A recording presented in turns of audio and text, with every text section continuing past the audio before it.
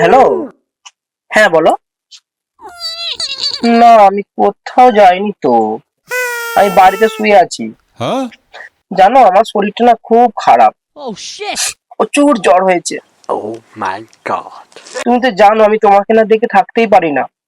কিছু করার নেই, আমার না শরীর খারাপ হলে আমি তোমার কাছে অবশ্যই যেতাম। হ্যাঁ।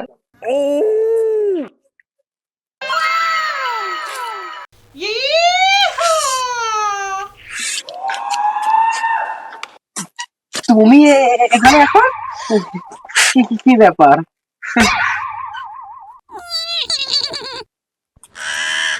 তোমার জ্বর হয়েছে না, তাই তোমাকে দেখতে এলাম। তুমি আমাকে ডেকে এনে তুমি অন্য মেয়ের সাথে কথা বলছো? মানে মানে তুমি কি বলতে চাইছো?